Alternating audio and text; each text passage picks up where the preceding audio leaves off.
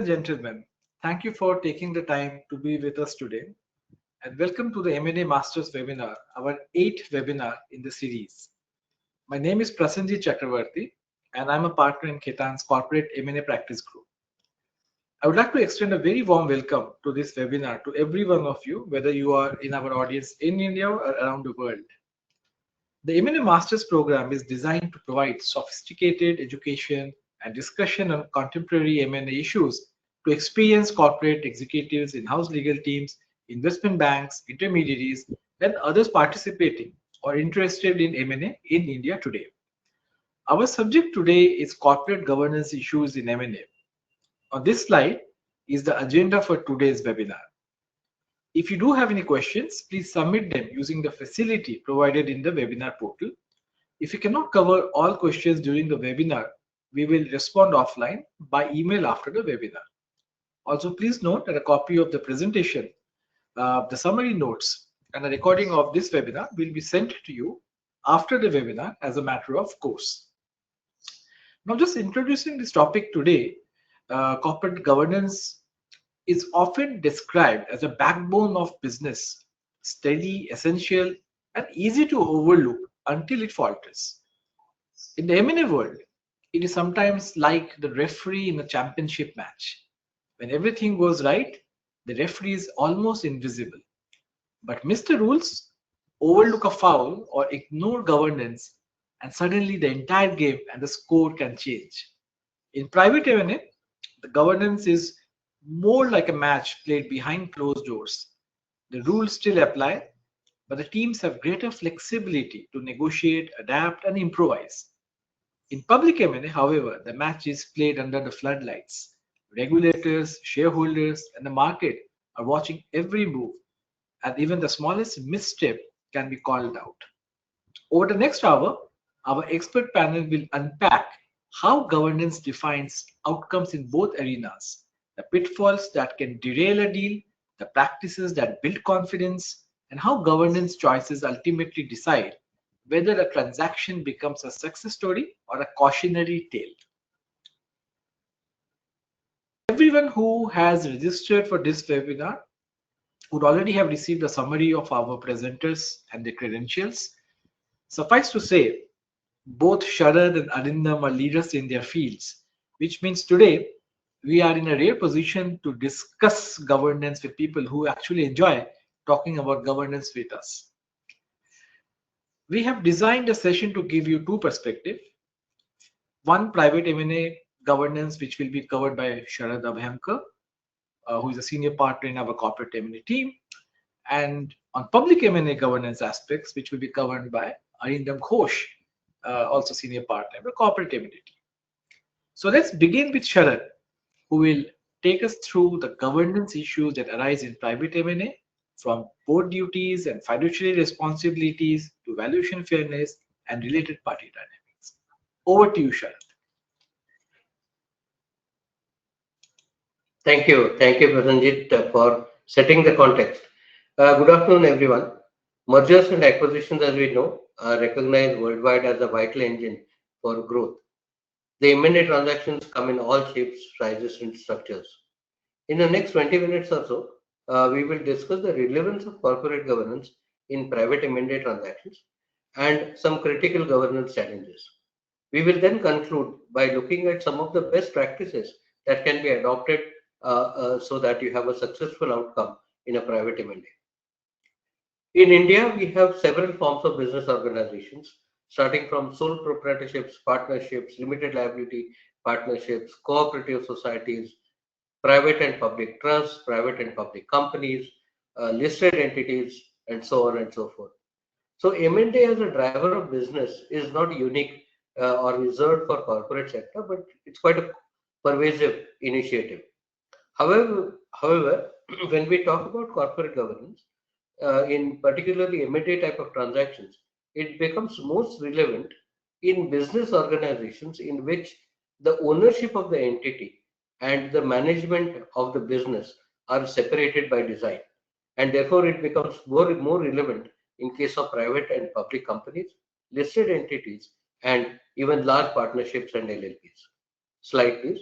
So as you know, in all transactions, we will have two or more counterparties.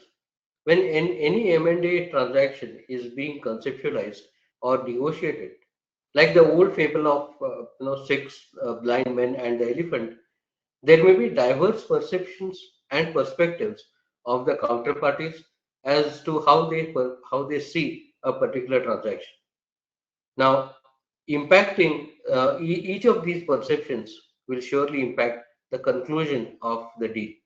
So, integration of the perspectives would be really key to a successful M&A deal. So, what types of M&A deals are clearly seen in the marketplace?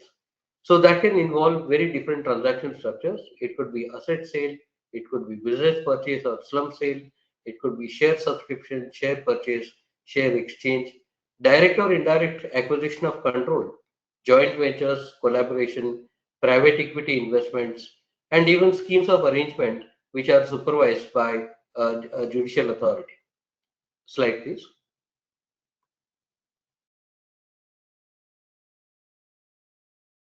So India has adopted the OECD G20 principles of corporate governance and has embedded that in most of the corporate and securities laws across the spectrum for both private as well as public companies. India has established itself today as a global leader of corporate governance standards. So, what is corporate governance? It's really the operating system of a corporation. So, a good corporate governance structure is a working system for principled goal setting, effective decision making, and appropriate monitoring of compliance and performance. Now, what this does is through this vibrant and responsive structure, the boards and management can interact effectively and respond quickly to changing circumstances within the framework of corporate values. So while governance expectations are laid down by different regulators, say for example, Ministry of Corporate Affairs, Securities and Exchange Board of India, Reserve Bank of India, and so on, governance is all about behavior and conduct. So governance is not compliance. Compliance, as you know, is binary. Either you are compliant or you are not compliant. There is nothing in between. So governance begins with the presumption of a reasonable compliance, and it is a behavioral pattern. So, like ethics, governance can only be seen through consistency of conduct and adherence to values. Slide, please. So, if I were to summarize corporate governance and good governance, really, it can be summarized in just three words: trust, transparency, and accountability. Don't look at any standards, don't look at any regulations. It's really the core that we need to understand about corporate governance is trust, transparency, and accountability. So what is that trust? The boards and managements have to conduct themselves to acknowledge and honor the confidence that has been reposed by the stakeholders in their ability and integrity. So the objective of good governance is really to build an environment that will foster long-term investment, financial stability, and business integrity. Slide, please. So why is good governance crucial in private M&A? In private M&A, governance risks are sharper and more nuanced because there is no regulatory or public market discipline, which is very common in case of listed companies. There may be dominance of promoters or small set of shareholders whose interests are not necessarily aligned with those of the others. So due to promoter dominance, there is also an inherent risk of information asymmetry during the diligence phase, as well as fairness of outcomes in terms of the consideration for minority shareholders. So where does this absence of adoption of best governance can lead to? It can lead to acquirers inheriting legacy non-compliance issues.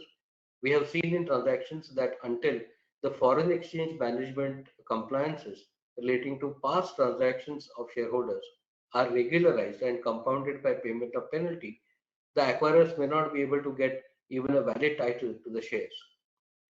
Any non-disclosure of non-compliances or even past litigation can lead to huge value erosion, and we know several examples in the market already. Incomplete disclosure of regulatory issues can particularly lead to prolonged litigation and damages that the parties may suffer. Obviously, these damages will be suffered by both the acquirer and then consequentially through the indemnity proceedings on the seller. Any failed transaction, of course, leads to a very dampened employee morale on either side of the table. There can be difficulties in post-transaction integration of business and resources, and this can lead to a huge reputational risk of not being able to manage a transaction professionally. Now, every action and omission in a failed M&A transaction will have consequences. So, if there are special bonuses or benefits which are emanating from the success of a particular transaction, obviously the organizations will be entitled to claw back these special bonuses because of the failure of a transaction. So what does the good governance practice really give us? It is a fundamental risk mitigation tool. It builds confidence, it builds a reputation and trust among stakeholders, including counterparties. You ultimately need to win the trust of that counterparties and employees, minority shareholders, and other stakeholders. Slide, please. Excuse. Before we consider the governance issues in M&A transactions, let us see the position of board of directors that the Companies Act confers it on. So, first of all, a board of directors is a collective body of directors and it is at the highest position. So, with that highest position, what does it give you? The board is entitled to exercise all such powers and do all such acts and things that the company is itself authorized to exercise and do. And therefore, this ultimate power is coupled with an ultimate responsibility. What are those responsibilities? The board must act in accordance with the Articles of Association. This, as most of you would know, is one of the charter documents which embodies the fundamental shareholders agreement and also the rules of indoor management. The Companies Act casts a statutory duty on directors to act in good faith in order to promote the objects of the company for the benefit of its members as a whole and in the best interest of the company, its employees, the shareholders, community, and the protection of the environment. This is a statutory duty cast in the Companies Act itself. So how will they discharge this duty? So how will they perform themselves? The directors are required to exercise due skill and reasonable care, diligence, and independent judgment. Obviously, all that will lead to a situation where they must not involve themselves in a situation where they have a direct or indirect conflict of interest. And when we talk about conflict of interest, it need not be necessarily personal. It could be professional, it could be positional, it could be actual or even perceived in certain situations. So when we talk about board independence in case of M&A transactions, why is that required to be seen in private M&A transactions? So in most of the private companies, the boards are often staffed with family members, close associates or promoter nominees. In order to demonstrate independence of the board supervision of the M&A so that all the stakeholders have been taken care of, the best practice would be to choose a committee of independent directors or non-executive directors who are not necessarily aligned with any particular stakeholder, and they must be fully empowered. So what is really the crux of this body, which is a board of independent directors, is the charter of delegation must give them full independence of negotiating the transaction and also the independent counsel of their choice. Then we come to one of the most crucial elements, that is valuation. In private M&A, first challenge, there are no market benchmarks. So that makes valuation absolutely negotiable. Without checks and balances, a transaction is likely to be either overvalued or underpriced. So how do we deal with that? How do we address that situation? You need independent valuation and fairness opinions. What do they bring to the table? They give credibility. They can comfort the minority shareholders and protect the boards against liability. In private transactions, there may be also multiple non-aligned interest groups. Think about situation where you have promoters, you have private equity investors looking for investment or exit opportunity, strategic shareholders with special rights like tag along. There may be other minority financial investors. Some of the investors may also have affirmative voting rights, which are conferred under shareholders agreement. And the promoters at times may have reserved for themselves exclusive management rights. Now, when you look at all these different diverse set of stakeholders, the aspirations of each of these stakeholders are not aligned with one another. There are three E's which we always need to guard against. The egos, expectations, and emotions of these non-aligned stakeholders can make or break a transaction. Sometimes the valuation expectations of each of these groups is indeed aspirational and not really founded on any rational principles. It would therefore be imperative on the independent boards or independent directors to oversee valuation methodology as well as the projections, underlying assumptions in the entire valuation exercise. In India, it's quite common that the valuation is expected to be carried out by a valuer who is registered under Companies Act. At times, given the size and complexity of transactions, we also use multiple valuation agencies as well as external experts to give fairness opinions. Now, there is also a possibility that controlling stakeholders get an opportunity to encash some additional value out of non-compete covenants. Now, it would be the duty of the board of directors to ensure that minority shareholders do not feel sidelined or really dissatisfied about the value that they derive out of a transaction.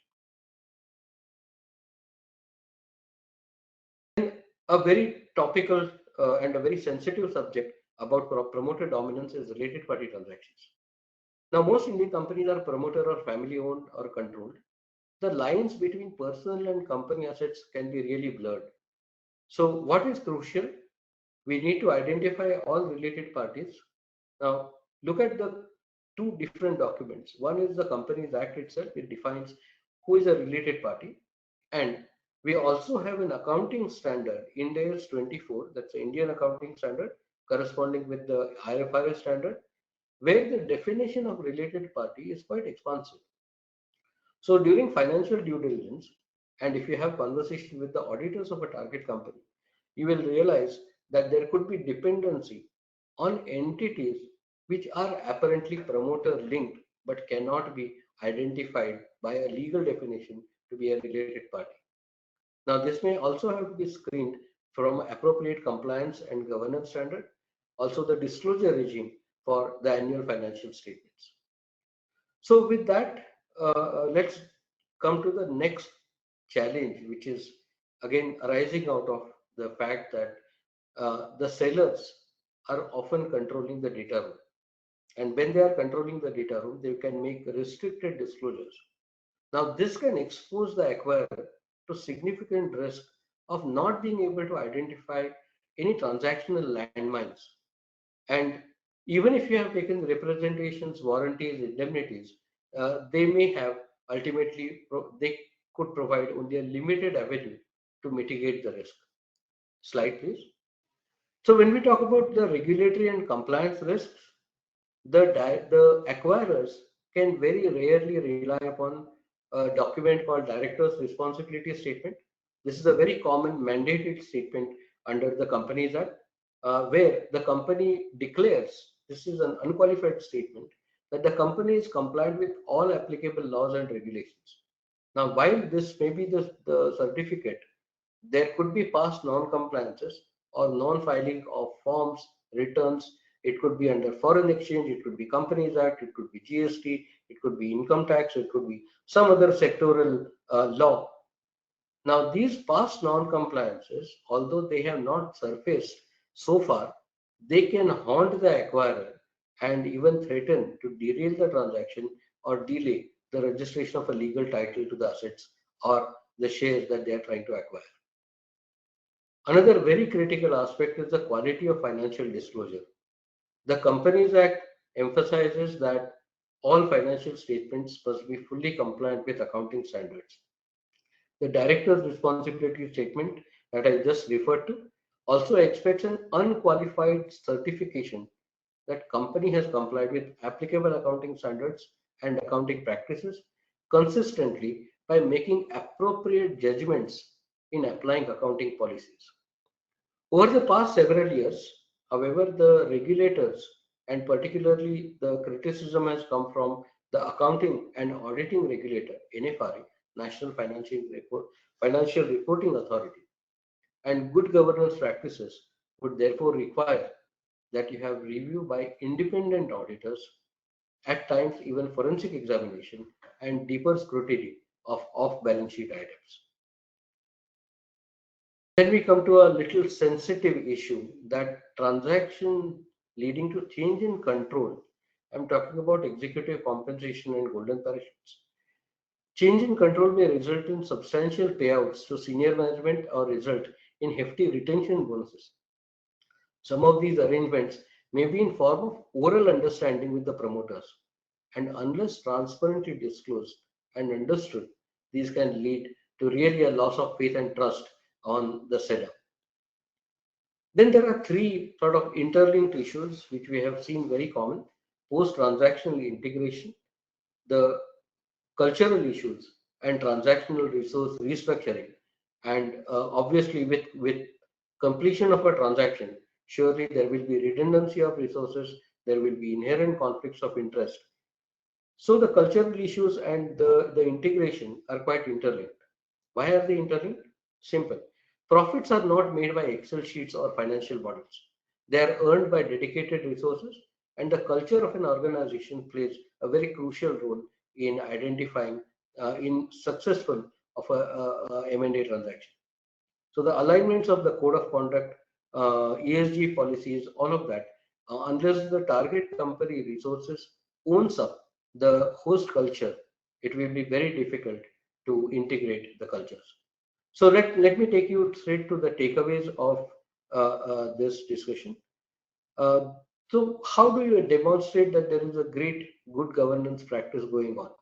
These could include supervision by an independent board, full and transparent disclosure of all value enhancers as well as value depleters during diligence, compliance with shareholders' agreements which enshrine the shareholders' rights, and empowering the committee of independent directors by use of independent advisors, valuers, transfer pricing experts, investment advisors, and those who can vouch for fairness of consideration of minority shareholders.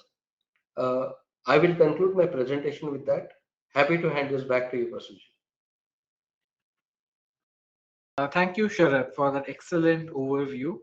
Now let's move to Arindam, who will focus on governance challenges unique to public M&A, and from takeover, code compliance, and independent director committees to disclosure obligations and the heightened scrutiny of regulators and the market. Over to you, Arindam. Thank you, Prasanjit. Um, well, earlier on, Sharad mentioned about foundation principles of corporate governance being trust, transparency, and accountability. Now, let's see how they are applied in a listed company scenario.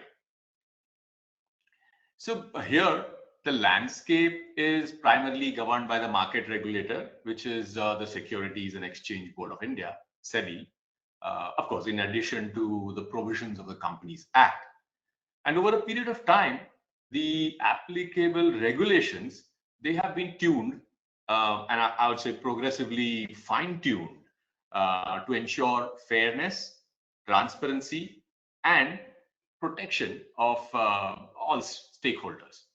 Now, during the course of our discussion, I'll take you through some of the critical governance challenges that one faces in a public M&A space. And we'll do this by walking through the life cycle of a public M&A deal, starting with a due diligence process. Now, a due diligence for the acquirer is about understanding exactly what they are buying into or getting into, basically the assets, liabilities, hidden risks. And for the target, it's about providing the info without compromising the company. Now, this you will see, it creates a natural tension. Now, there's this, of course, need for transparency, whereas versus that, there is this legal duty to protect confidential information, and especially information which is considered to be material but not publicly available. Now, this is exactly why the board of directors of a listed company and the management, they actually need to do a very, they need to walk the tightrope while sharing information as part of the due diligence process. And in terms of the SEBI insider trading regulations, sharing of all material non-public information, they are mandatorily required to be recorded in a structured digital database, SDD for short. But the regulations, they actually differ in its approach for certain other aspects, such as sharing of info as part of a due diligence process that does not meet the legitimate purpose exemption criteria. And because of this, because of these nuances, taking care of that transparency and information parity angle, it has its own set of challenges. For instance, the timing and manner of disclosing the information is very, very different, and where a controlling stake is being acquired as compared to other situations.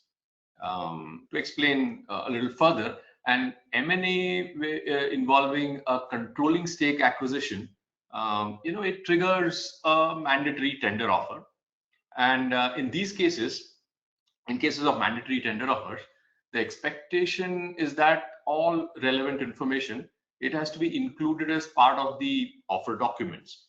The rationale being, equal treatment to all shareholders, and of course, protection of shareholders' interest. And this is because making that information available would enable them to make an informed divestment decision. And when there are no tender offers which are involved, keeping the same aim of maintaining parity, information previously shared with a proposed acquirer must be made generally available to the public 2 trading days prior to the proposed transaction. And of course, here I'm referring to material non-published kind of information only. But again, in certain cases, the board, they may not want to restrict the sharing to only certain persons. For example, let's say a bid scenario, where competitors may also be participating in the bid. And it may not be in the company's best interest for the non-published price-sensitive information to be shared with all the first round bidders. Now, in such a case, an onion peel strategy can be employed. Basically, the first round bidders are given more generic information, and later more information is provided to the bidders who progress further in the process. And finally, information which is material and price sensitive, that is provided to only those set of bidders who make it to the final stages. So basically, to sum up this slide, completing the tightrope walk successfully requires careful planning and protocols to be put in place from day one in the transaction process. Can we go to the next slide, please?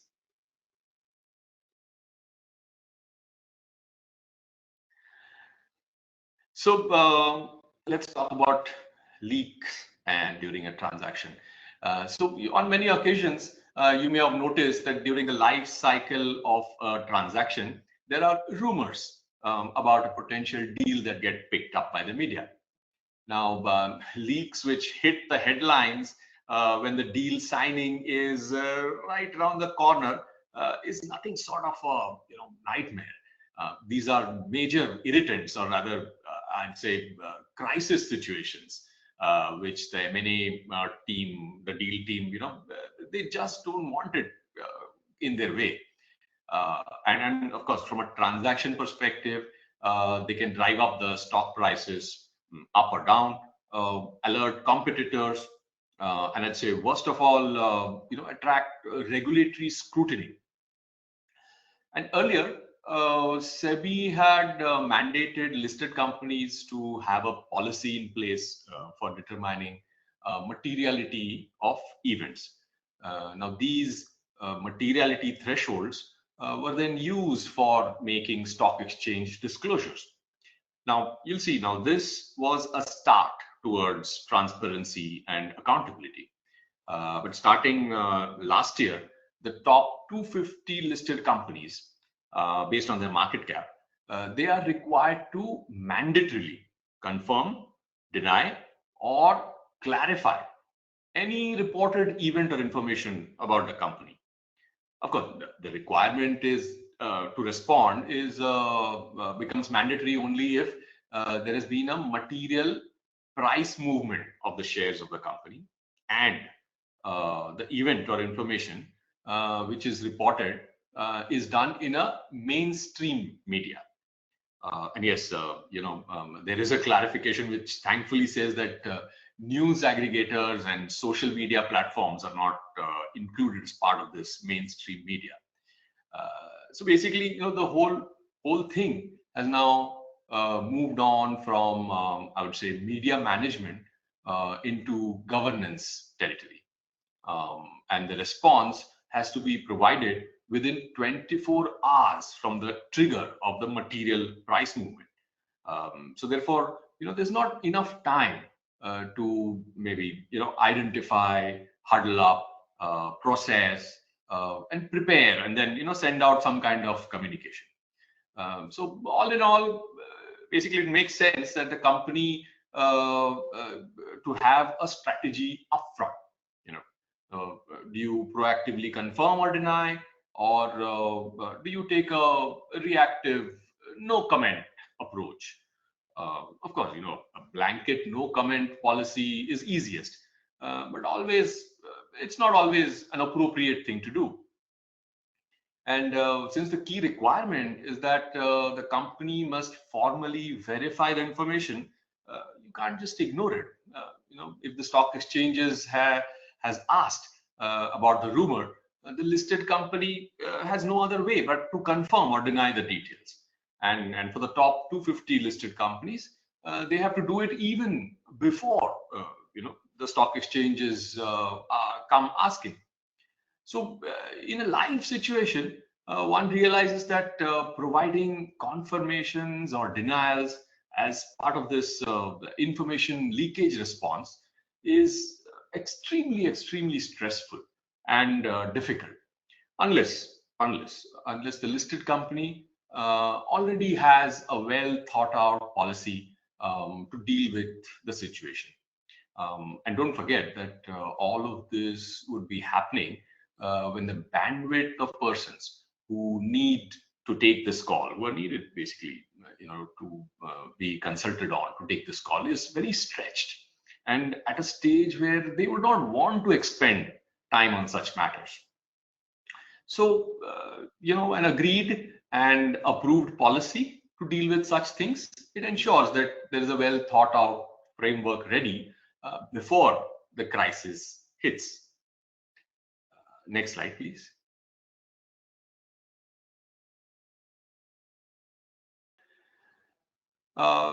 The next slide is about takeover code compliances.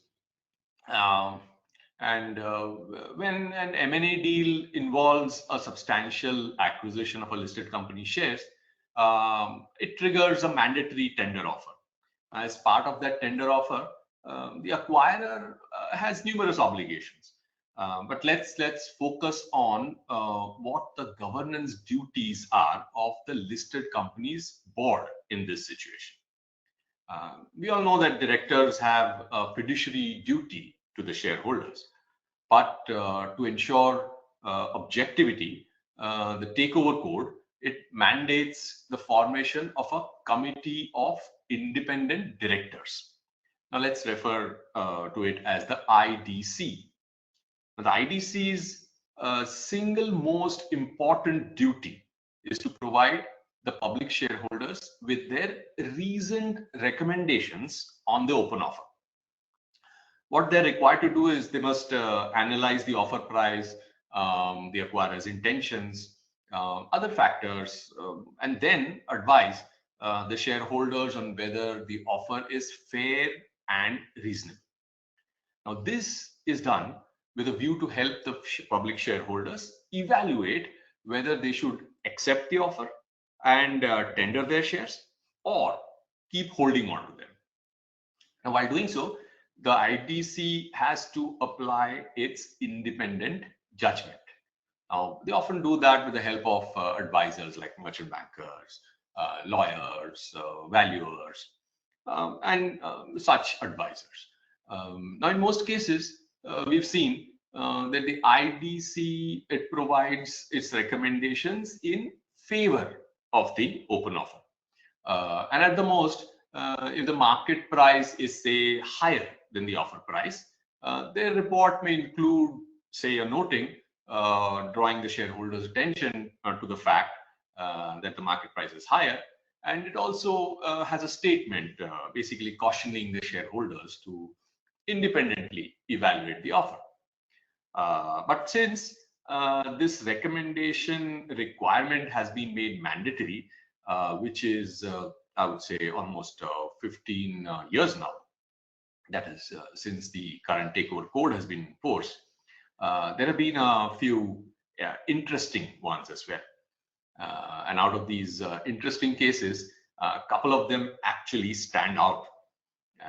In the first one, the IDC, they went on to simply report that the open offer was not fair and reasonable. Now, in fact, the report clearly set out that the offer price was at a substantial discount to both the market price and the book value. In fact, the discount percentages were also mentioned.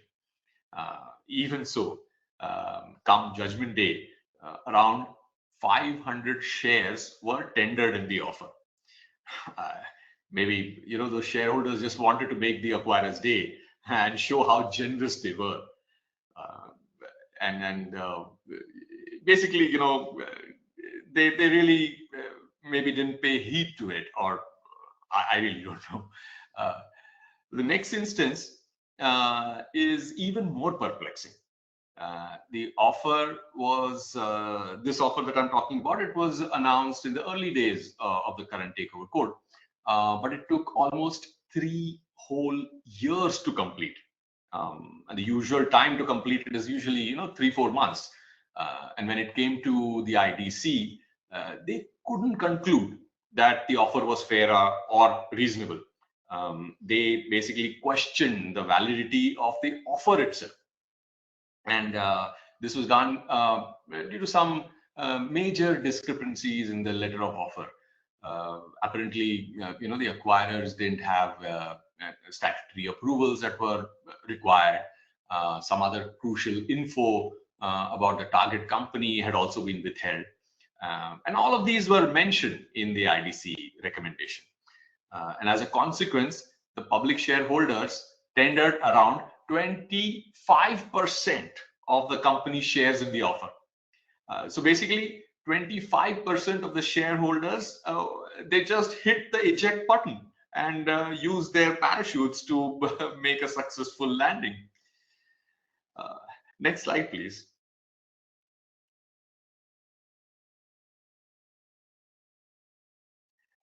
Okay, so time to upgrade from regular parachutes to golden ones.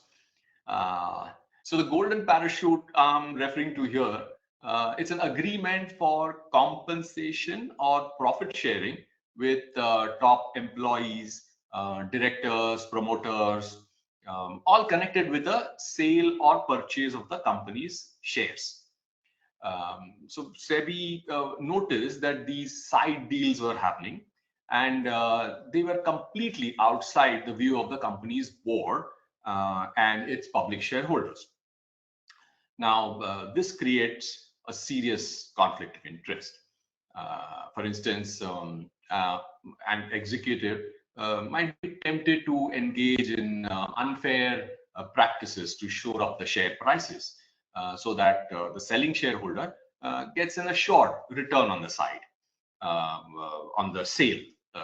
And what this would fetch the executive is a private bonus, which is completely disconnected from the official compensation which is approved by the company. Potentially, the whole process might be at the expense of the company's long-term health. Now, given that the company isn't even a party to such agreements, SEBI correctly identified this as a major governance gap. And after public consultation, SEBI introduced a certain provision as part of the listing regulations. And the principle underlying this provision is very simple. It says no more secret side deals. Basically, the provision says that no director, KMP, promoter, or employee of a listed company can enter into a compensation or profit sharing agreement with a third party which is connected to dealing in the company's shares, unless it passes a two-level approval process. Now, firstly, it must get prior approval from the board of directors. And while doing so, the board of directors, they have to look at the deal, agree on that it aligns with the company's strategic interest and it's not detrimental, etc. And second, and this is the most crucial part, it must be approved by the public shareholders. Basically, by specifying the approval requirement from public shareholders, the regulation, it ensures that the person receiving the payout and any other interested parties, they are not allowed to vote. And if the independent public shareholders look at the deal and agree that it's a fair incentive, then it can go ahead. In a sense, SEBI's message was pretty clear that they were not necessarily banning these incentive structures, but just dragging them out of the shadows into the sunlight.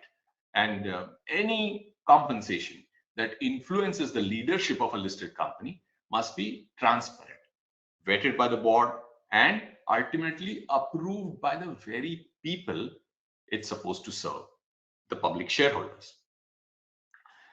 So to basically sum up the slide, I would say that it's a very apt and fantastic example of a regulation evolving to protect the integrity of the market. Ultimately, to sum up my presentation, I would say the entire governance framework in a public M&A is designed to reinforce its three pillars. It demands transparency. It enforces accountability from the board to every shareholder. And in doing so, it builds the market's most valuable asset, trust, especially trust of the minority. Thank you. Thank you, Arindam, for that insightful presentation on governance in public M&A. With that, we have now had the benefit of hearing both perspectives, private M&A from Sharath and public M&A from Arindam. This sets us up very nicely to move into our Q&A session. We have received some excellent questions from the audience, and I will start by putting a few of them to our esteemed panelists. Please do continue to send in your questions through the webinar portal. We will try to cover as many as we can in the time we have. The first one, maybe this is to both of you, Sharath and Arindam, on artificial intelligence. How is artificial intelligence reshaping corporate governance and the responsibilities of directors in India? And what challenges does this create for boards and companies? I don't know if you can go first. There are a lot of questions, so maybe their answers can be short, precise, and crisp. Over to you. Sure. Thanks, Prasenjit. I would say, AI, artificial intelligence, it's no longer an IT topic. Considering the times that we are in, it has very quickly transformed itself into a boardroom issue. And when you talk about directors, I would say, for directors, I can immediately think of a twofold impact. Firstly, I would say that it expands the traditional duty of care. Now, a director's responsibility now, it also includes a fundamental duty to understand how AI is being used in the company. So basically, pleading ignorance is not an option here. And I believe this translates into overseeing maybe data governance, cyber security, integrity of the algorithms being used. Secondly, I would say it introduces a new category of risk. In fact, several categories of risk. The board, I would say, it faces significant challenges now. For instance, who would be accountable if an AI makes a biased decision, or if a flawed strategy is recommended? Basically, the board has to ensure that the company has a clear ethical framework and accountability structure for AI-driven outcomes will have to be then, debated. Lastly, I would say, the knowledge gap. You can't govern what you don't understand. And this would definitely put pressure on the board to either maybe upskill or on companies to appoint directors with specific expertise. In short, AI doesn't change the fundamental duties of a director. It just demands, I would say, a new level of diligence and foresight from the board to ensure that this technology is harnessed ethically and responsibly.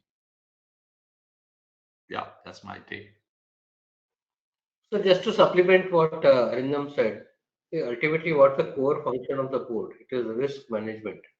So to identify, assess and measure risk, and also to ascertain what are the means to mitigate them. So AI definitely, while it can be used for efficient and enhancement of efficiency, productivity and so on, it's crucial for the board to identify what kind of AI aspects that should be incorporated in the risk matrix. And obviously, if you don't have board members who are well versed with the topic, like Arindam said, it will be good to get the right consultants or the right board members who are proficient in understanding the risk and the mitigation. Right. Thank you both. I think that really shows how governance is constantly evolving. Let's now turn to something more foundational. What good governance actually looks like in practice. Sharad, if I may turn to you, you said corporate governance goes beyond compliance. In practice, how can a company or board demonstrate that it is truly well governed and that the directors are meeting governance expectations? Excellent question, Prasenjit. So there are three documents which I will focus on, which will clearly demonstrate how the board is actually functioning in reality. Does it walk the talk? So the three documents that I'm talking about, first is how do you institutionalize your decision-making process? You make policies. So do you have robust policies? Do you review them regularly? And so what does that do to an organization? It makes, first of all, a decision-making personality agnostic, consistent and predictable as a business. Number two, and this is a more core document for the board and for the management. The board is required to make decisions based on the agenda notes. So how wholesome is the agenda note? Does it have all the management presentations, valuation reports, fairness opinions, uh, everything that is required for the board to really understand the overall proposal, apply their independent mind, skill, and judgment to really see what are the potential conflicts and how will they discuss when it comes to the actual decision making, how will they resolve. So wholesomeness of the agenda note is clearly a key to a good decision making. Last and not the least, the minutes of the meeting. It is not enough that decisions are made, but chronicling how the decision making process has worked. So how the assessment of the agenda, the discussion of potential conflicts, how they were resolved, how the directors have contributed to coming to a sort of a uniform opinion, all of that will demonstrate how directors discharge their functions. So three critical documents: policies, agenda, minutes. Thanks, Sharad. I think that makes it amply clear that governance has to be demonstrated, not merely declared. Arindam, let me now bring you in on another delicate challenge dealing with market rumors. Uh, what's the best way to respond to a market rumor that names the wrong target company but correctly indicates that M&A talks are underway? How do you deny the rumor without misleading yet without confirming a deal in progress? Oh, that's a very practical question. Uh, let's try and deal with it by making some assumptions because you know very fundamental assumptions. One is, of course, I would say that company is part of the top 250 listed companies, and you know there has been a material price movement because of this rumor. Because it's only because if both are true, then you know there is a requirement to verify or clarify on your own and not otherwise. So therefore, these two assumptions I thought were important. Um, of course, let's not forget the guiding principle here. One has to be truthful without revealing more than you are legally required to.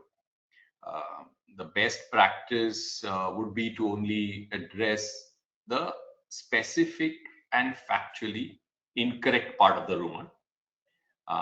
So I would say, you know, the official statement to the stock exchanges could be very narrowly crafted to say something like, with reference to the recent market speculation, the company categorically denies that it is in any M&A discussion with company X.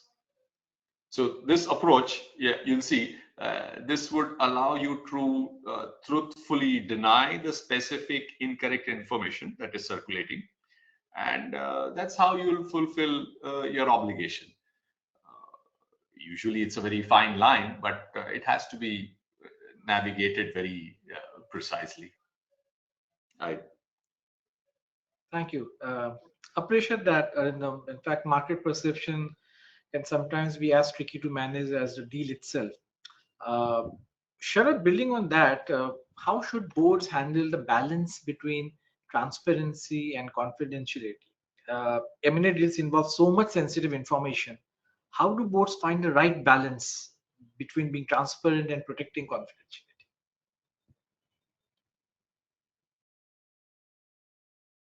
Companies Act anyway gives us a basic framework to say, obviously the board and the committees must know everything.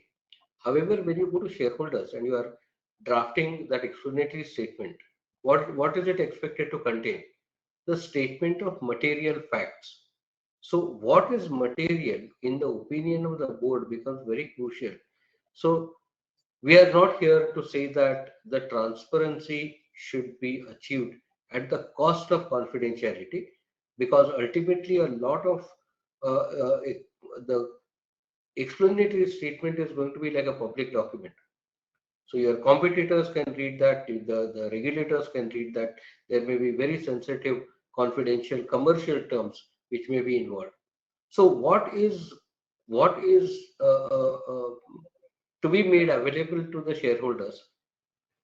I think that judgmental call will have to be taken by the board, because the shareholders must still have enough to make an intelligent decision, either positive or negative. And so there is a very delicate balance between what is adequacy of information and what is sensitive commercial terms and conditions, which you do not want to really transparently disclose. Some of the ways in which this has been handled is to indicate sometimes bands, or some kind of a range of terms and conditions, which has in a way helped in shareholders better assessment of the situation. Right. That's a very thoughtful way to frame it, Sharad. Arindam, let me now turn to you on another area that can be that can actually complicate deals, old agreements that surface mid-transaction. So what happens, let's say, if an old agreement with a P investor, say linked to their exit, comes up during a deal? Would that need to be disclosed and put to a shareholder vote? And how should companies handle it in practice? Okay. Oh, you mentioned an old agreement, right? So, Yeah. just to make it a little more specific, let's take some assumptions again. Let's say the agreement is dated pre introduction of the provision which requires these shareholders' approval. So I believe the the requirement came in 2017. So let's say the agreement was dated pre 2017. In such situations, the payments would be subject to the shareholders' approval. You can go ahead and say there is this agreement, and ask for the shareholders to vote for and against. And SEBI's view is pretty clear in this. We also have several informal guidances in the earlier part of 2017 and 2018. But now there also arises a situation where the agreement is dated, say, post the amendment, 2017 amendment. The requirement is, of course, that the approval is a prior approval, and therefore the situation becomes slightly more difficult. So I would say, keeping in mind the practical aspects, if it is part of a larger agreement, then perhaps you can rely on the severability clause and treat these provisions as invalid and non-enforceable. Then the next step would be to take a shareholder's approval and enter into a fresh agreement. So yes, that's how I would deal with it practically in these two situations. Right. Thanks, Arindam. I think legacy agreements clearly can be real minefields and needs to be traded with caution. Sharad, staying with regulatory insensitivities, why do you think related party transactions are attracting such close scrutiny now?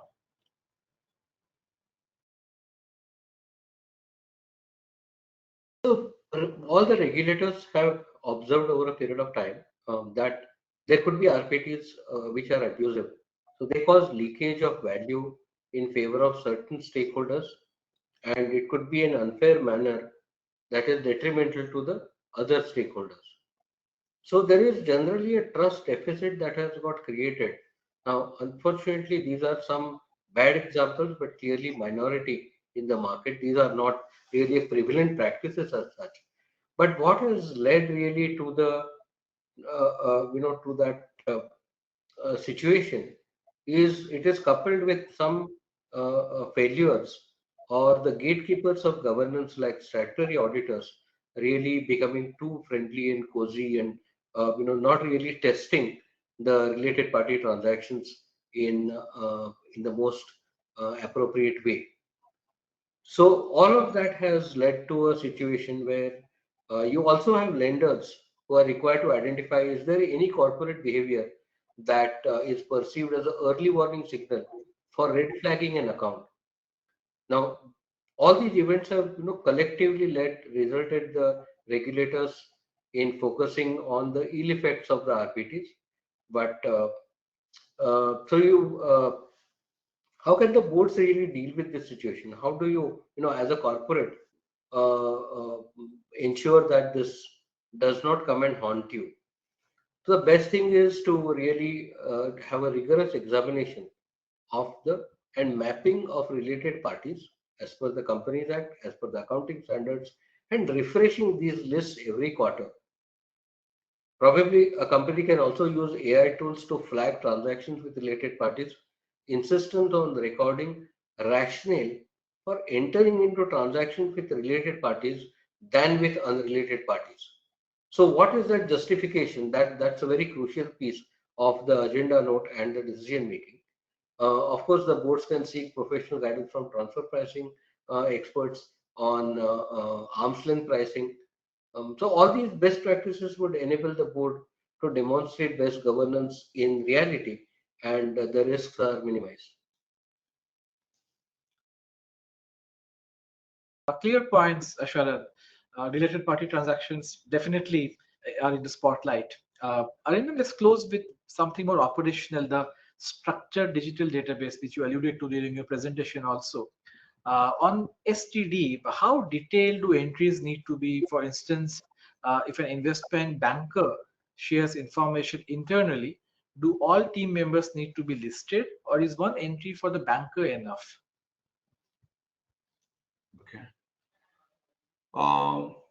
Okay, to start with, what needs to be kept in mind is that an SDD will have to be maintained um, at the investment banker's end, and the investment banker would have obviously received that information from the listed company, so at the listed company's end as well. Let's take an example. Say the CFO of the listed company is sharing the info with the MD of the investment banker. Say it's ABC. So Listco's SDD will have to have the names of the CFO, the MD, and ABC. And the investment bank's SDD will have to have the names of the Listco, the CFO, and the MD who has received the information.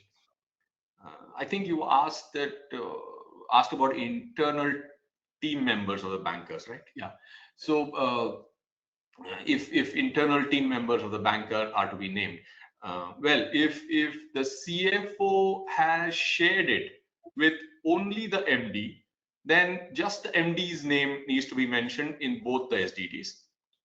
If others have also been made part of the communication from the Listco, then names of others will also have to be mentioned, together with identifier details and the like.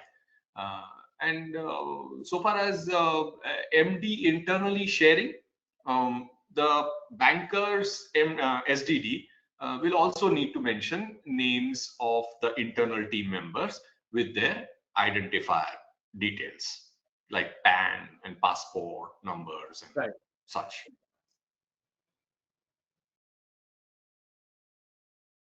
Right. That's very helpful, Arindam, and that's the kind of, I think, practical clarity everyone looks for. With that, let's now pull together some key takeaways from today's discussion. Governance isn't just a legal necessity, it's the difference between a deal that survives and one that fails. With that in mind, here are the four key takeaways that stood out to me. This is what I heard from Sharad and Arindam. Firstly, governance is the deal's hidden due diligence. It's just not compliance, it's about spotting red flags that can derail value, reputation, and leadership credibility. Private versus public M&A demand different muscles. In private deals, the focus is on fiduciary duties, valuation fairness, and promoter influence. In public deals, the spotlight shifts to takeover code compliance, independent directors, and rigorous market disclosures. Thirdly, information is both power and liability. Managing unpublished price sensitive information, leaks, and rumors is now a governance test in itself, with boards expected to balance transparency and confidentiality under regulatory glare. Fourthly, governance choices echo beyond closing day. From golden parachutes to cultural integration, the way governance is designed will decide whether the combined businesses truly create long term value. And as one of our audience questions highlighted, governance is not standing still. Just when boards think they have mastered the playbook, along comes AI to rewrite the rules. It's a reminder that governance isn't a static checklist. It's a moving target, sometimes faster than the deal itself. Now, before closing, I would like to ask each one of you to respond to the poll slide on your screen to provide your feedback on today's webinar. We take this very seriously as part of our continuous improvement program.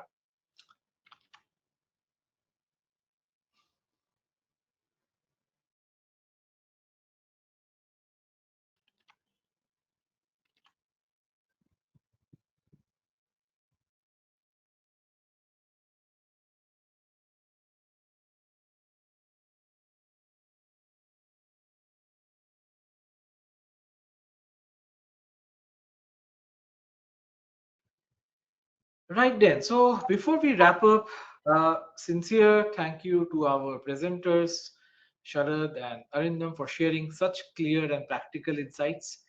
You have managed to take a complex subject like corporate governance and make it both understandable and engaging, which is no small achievement. And to our audience members, thank you for staying with us, for your thoughtful questions, and proving once again that governance is not just for lawyers and regulators, but for everyone who wants a deal to succeed. You will shortly receive the copy of the presentation, summary notes, and the recording link. We will also send you a brief feedback form. Please do fill it in. It will take barely less than a minute, and your comments genuinely shape how we design the next edition. On a lighter note, consider it your small act of governance for the M&A Master Series. Finally, if today's session sparked ideas for deeper dives within your own organization, do let us know. We are very happy to tailor in-house sessions on governance, diligence, or any other M&A topics for your teams. Sometimes the most useful conversations happen not in a webinar like this, but around your own boardroom table. On that note, on behalf of all of us, thank you once again for joining. We look forward to welcoming you to the next M&A Master Series. Thank you very much.